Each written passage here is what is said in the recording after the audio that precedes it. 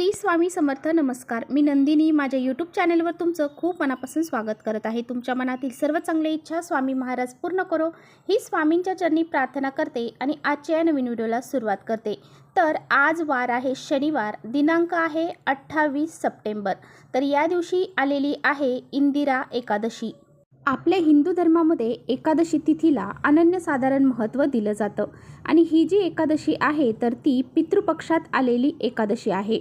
एकादशी ही भगवान श्री हरिविष्णूंना समर्पित आहे, परंतु आता ही जी तिथी आहे तर ती पितृपक्षात आल्यामुळे भगवान विष्णूंसोबतच आपल्याला आपल्या पितरांचे आशीर्वाद देखील प्राप्त होणार आहे. सध्या पितृपक्ष चालू आहे आणि या पितृपक्षामध्ये प्रत्येक जणाच्या तिथीनुसार त्यांचे पित्र जे आहेत तर ते घातले जातात. श्राद्ध, दान, दर्पण हे केले जाते आणि या पितृपक्षातील एकादशीला विशेष महत्त्व आहे. भाद्रपद महिन्यातील कृष्ण पक्षातील एकादशी तिथीला इंदिरा एकादशी तिथीचं व्रत हे केलं जातं. या एकादशीचं व्रत हे अतिशय महत्त्वाचं मानलं जातं, कारण या एकादशीचं व्रत जर आपण केलं तर जर आपल्याला पितृपक्षामध्ये काही अडचणी निर्माण झाल्या असतील, म्हणजे पित्रांना आपले जे पित्र आहेत त्यांचे श्राद्ध, दान, दर्पण करण्यासाठी काही अडचणी आलेल्या असतील, तर तुम्ही जरी ह्या एकादशीचं व्रत केलं तरी तुमचे पित्र तुमच्यावरती प्रसन्न होतील. जो काही पितृदोष आहे तो सुद्धा नष्ट होऊन जाईल. आपल्या भगवान श्री हरिविष्णूंसोबतच पितरांचा आशीर्वाद देखील आपल्याला प्राप्त होईल. पितृपक्षामध्ये येणारी ही इंदिरा एकादशी पितृदोष दूर करण्यासाठी अतिशय महत्त्वाची मानली जाते. म्हणून या दिवशी करण्यासाठी पितृपक्षामध्ये काही प्रभावी उपाय सांगितले जातात.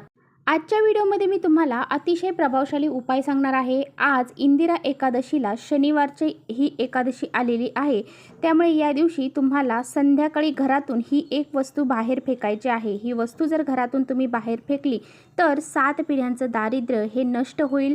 घरातील इडापिडा, नजरबाधा, करणीबाधा किंवा काही वाईट शक्ती असेल, गरिबी असेल, दारिद्र्य असेल तर ते सर्व दूर होऊन जाईल आणि तुमचे पितृसुद्धा प्रसन्न होतील. असा हा अत्यंत प्रभावशाली उपाय कसा करायचा आहे याबद्दलची संपूर्ण माहिती आजच्या व्हिडिओमध्ये आपण जाणून घेणार आहोत. त्यामुळे तुम्ही कुठे व्हिडिओ स्किप न करता शेवटपर्यंत नक्की बघा, जेणेकरून तुमच्यापर्यंत योग्य ती माहिती पोहोचेल. आपल्या चॅनलवर नवीन असाल तर चॅनलला सबस्क्राईब करा आणि असेच माहितीपूर्ण व्हिडिओ पाहण्यासाठी बेल आयकॉनलाही प्रेस करा, म्हणजे मी जेव्हा कधी नवीन व्हिडिओ अपलोड करेन त्याचं नोटिफिकेशन सर्वात अगोदर तुम्हाला भेटेल आणि तुम्ही एकही व्हिडिओ मिस करणार नाही. त्याचबरोबर कमेंट्समध्ये ओम नमो भगवते वासुदेवाय नमः हे लिहायला देखील विसरू नका. व्हिडिओ आवडला तर इतरांपर्यंत शेअर देखील करा. तर पहा, हा जो उपाय मी तुम्हाला सांगणार आहे तर तो तुम्हाला संध्याकाळी 6 नंतर रात्री 12 वाजेपर्यंत जेव्हा वेळ भेटेल तेव्हा तुम्हाला करायचा आहे.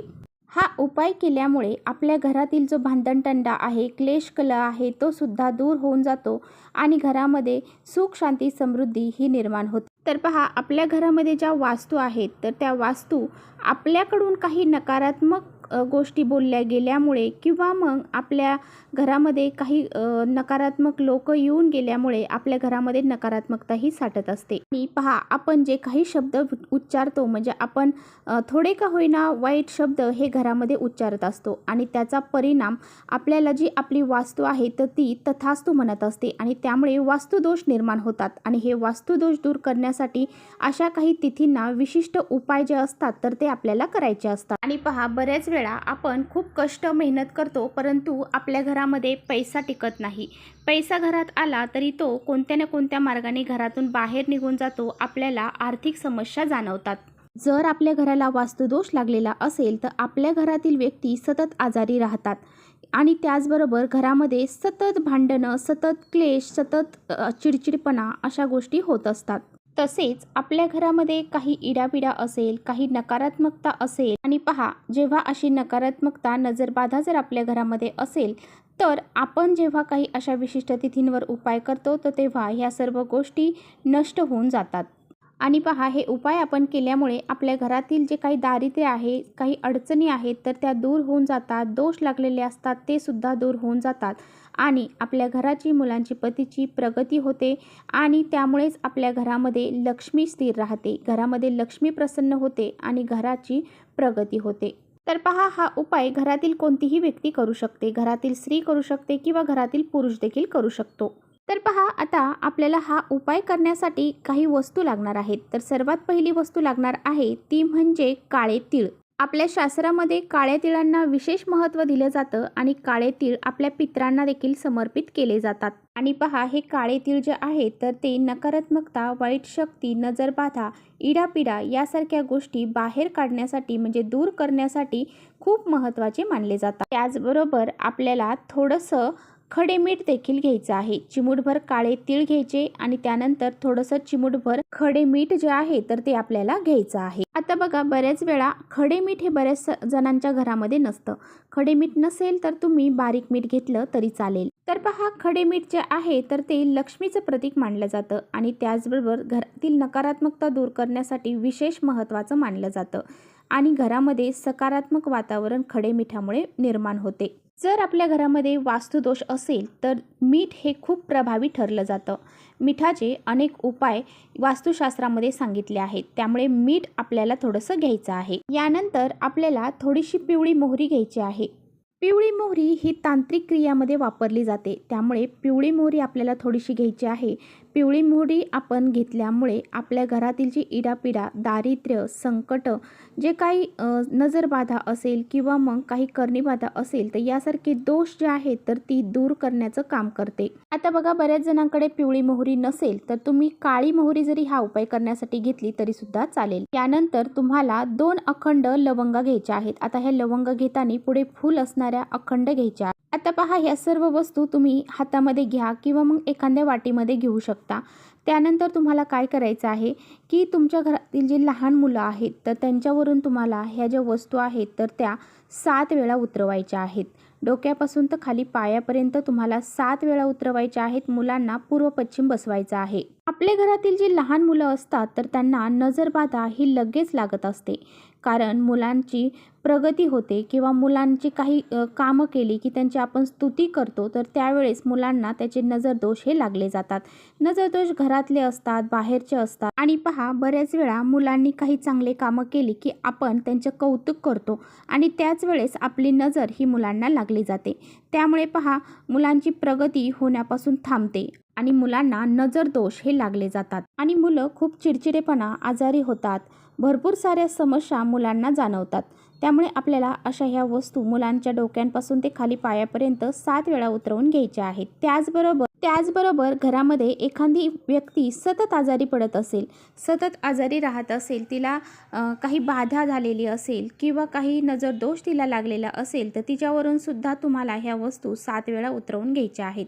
यानंतर तुमच्या घराचा जो कर्ता पुरुष आहे तर तो खूप चिडचिडपणा करत आहे किंवा मग प्रत्येक छोट्या गोष्टीला चिडचिडपणा करत असेल तर तुम्हाला त्याच्यावरून सुद्धा ह्या वस्तू 7 वेळा उतरवून घ्यायच्या आहेत.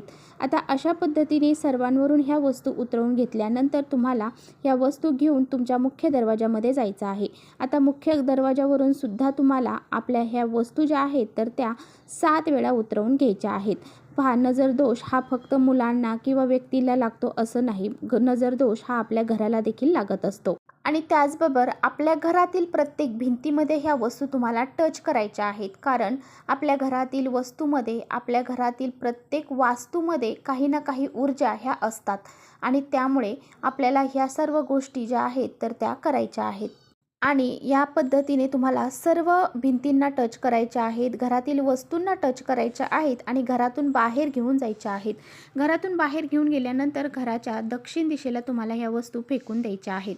आता तुमच्या घराच्या दक्षिण दिशेला एखाद्याचं घर असेल किंवा तुमच्या दक्षिण दिशेला तुम्हाला ह्या वस्तू फेकणं शक्य नसेल तर तुम्ही एखादा मोकळ्या प्लॉटमध्ये किंवा मग जिथे कुणी जात नाही अशा ठिकाणी ह्या वस्तू फेकायच्या आहेत. वस्तू फेकल्यानंतर तुम्हाला परत मागे वळून पाहायचं नाही. डायरेक्ट घरामध्ये यायचं आहे, हातपाय स्वच्छ धुवायचे आहेत आणि नंतरच आपले जे काही कामं आहेत तर ती करायची आहेत. तर असा हा अत्यंत प्रभावशाली उपाय आज संध्याकाळी करायला अजिबात विसरू नका. हा उपाय केल्यामुळे तुमच्या घरातील जी काही इडापिडा आहे तर ती घराच्या बाहेर निघून जाईल आणि हा उपाय बघा अतिशय प्रभावी आहे. आता आपल्या नवरात्रीची सफाईसुद्धा चालू झालेली आहे आणि अशा वेळेस आपण घरातील बऱ्याचशा नकारात्मक गोष्टी घराच्या बाहेर फेकून देत असतो आणि तुम्ही हा उपायसुद्धा आज संध्याकाळी आवर्जून करा. तर चला, इथेच थांबवते माझा व्हिडिओ तुम्हाला थोडा जरी आवडला असेल तर नक्की लाईक करा. चॅनलवर नवीन असाल तर चॅनलला सबस्क्राईब करा. परत भेटूया अशाच छानशा व्हिडिओसोबत. तोपर्यंत श्री स्वामी समर्थ.